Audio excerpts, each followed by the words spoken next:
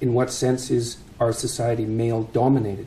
The fact that the vast majority of wealth is owned by men, the vast majority of capital is owned by men. Women do more unpaid labour. Very tiny proportion of men, and a huge proportion of people who are seriously disaffected are men. Most people in prison are men. Most people who are on the street are men. Most victims of violent crime are men. Most people who commit suicide are men. Most people who die in wars are men. People who do worse in school are men. It's like, where's the dominance here precisely? What you're doing is you're taking a tiny substrata of hyper-successful men and using that to represent the entire structure of Western society. There's nothing about that that's vaguely appropriate. Patriarchy thing, I think you have no idea how pernicious and dangerous it is. Well, no, I don't. I really don't. Go on. Throughout history have fundamentally cooperated to push back against the absolute catastrophe of existence. A terrible death rate, the probability of chronic starvation, early death, disease, the difficulty of raising children, with all the death that was associated with that, and to look backwards in time and say, well, basically what happened was men took the upper hand and persecuted women in this tyrannical patriarchy. It's an absolutely dreadful misreading of history. It's a terrible thing to teach young women, and it's a horrible thing to inflict upon men.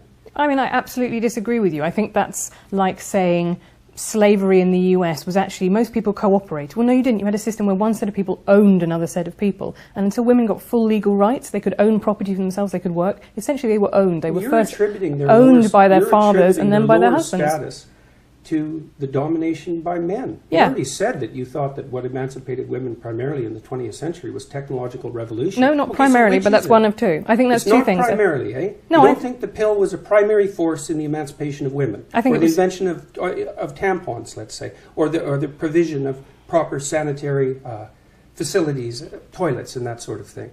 You're thinking instead it was the action of courageous feminists in the 1920s that produced a social revolution that overthrew the patriarchy. That's your theory. Yeah, I think that's a foolish theory. Well, I'm very sorry to hear you say that, but I think, to quote you in the Cathy Newman interview, I think it's a multivariate, right? I think there are lots of different things that all contributed to women gaining full rights. Well, then let's not be assuming that Western society was a tyrannical patriarchy. Well, no, that's one of them, and then other things happened as well. So you have the pill, you have the dishwasher and white goods, labour-saving devices in the home. I think all of those were really important. But you also have things like campaigns for the vote. Yes, you also have things like that, yes. So how, when in a system that existed in England until 1918, when why would you even want to look at history like that?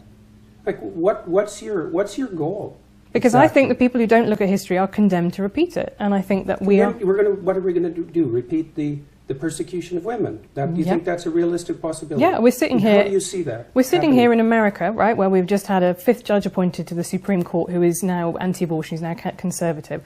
I think that abortion rights are absolutely fundamental to women being able to function as full humans in society, and I think that is now under threat in America. I think it is extremely smug and complacent to think civilization has peaked, it's all upwards from here. Yeah, well, good luck with that, I suppose. It's a living. Like, there are lots of people who agree with me. There are lots of people clearly who agree with you.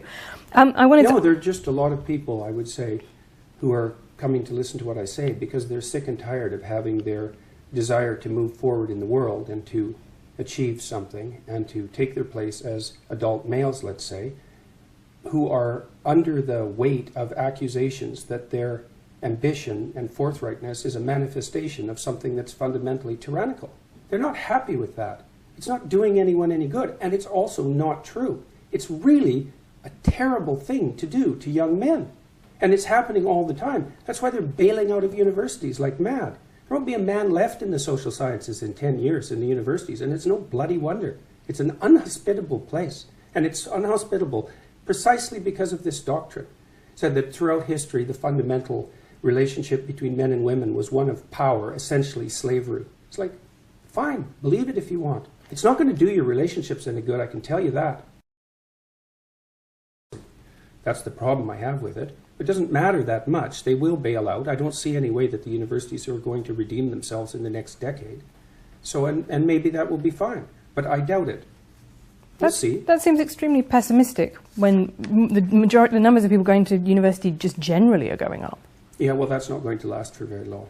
Why not? Because it's too expensive, and the universities are doing all sorts of things that aren't acceptable, mostly ratcheting up the price.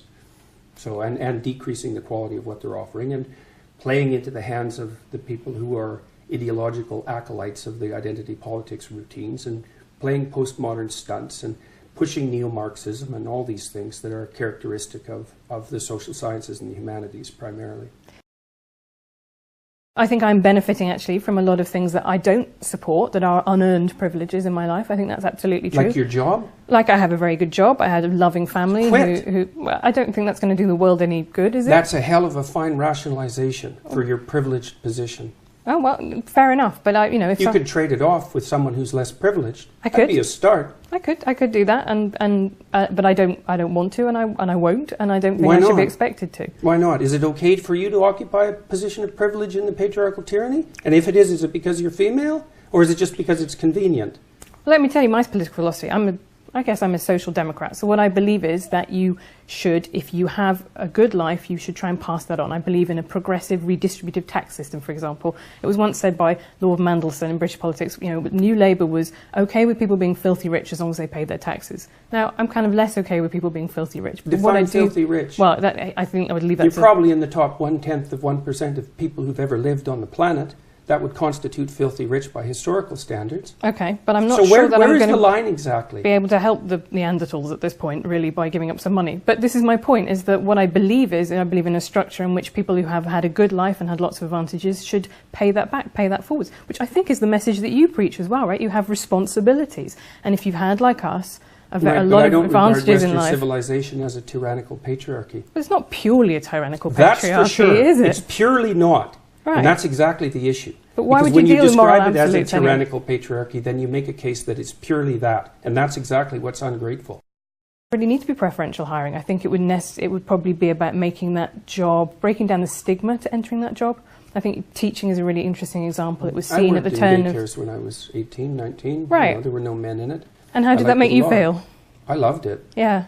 The kids, I used to wrestle with the kids, which of course can't do now because everybody knows that would just be a catastrophe. And I used to draw them pictures of monsters and they'd line up for that. And I liked working with kids quite a lot. And I didn't care whether it was female-dominated. I've been in female-dominated my professions my whole life. Right, I think... I haven't felt marginalized as a consequence.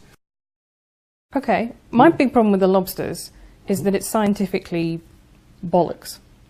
Right? It's just, you cannot read across from lobsters and what they do to what humans do. Of course you can. That's why serotonin works on lobsters. But it works in two different ways. So serotonin makes lobsters more aggressive. It makes humans less aggressive. Right? That's what happens. That's not right. Serotonin makes human beings more dominant but less aggressive. And the only reason it makes them more dominant is because they're less irritable and they're less defensively aggressive. So it's not bollocks. I know my neurochemistry. So if you're going to play neurochemistry, let's go and do it. I'm not a fan of the idea that the most fundamental orientation that a person is likely to have in their life is career. I don't believe that's true for most people. I certainly don't believe it's true for most women. And I think the evidence supports that claim quite straightforwardly.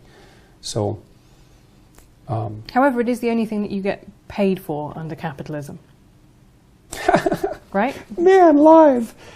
But that's How can you say something like that? It's so cliched. Well, it's so painful to hear that. It may be cliched, but it nonetheless is true, right? Look, women do it's not much capitalism. More. Well, for God's sake. It is. No, it isn't. You have to invest into a child for 18 years before they have any economic utility. Mm-hmm. It's a consequence of delayed economic utility. We don't know how to monetize it. It's not a consequence of capitalism. It's a consequence of the fact that human beings have an 18-year dependency. How do you monetize that, even in principle? I'm married. Modern marriage has a lot to recommend it. I do also think it is a patriarchal institution. It is literally...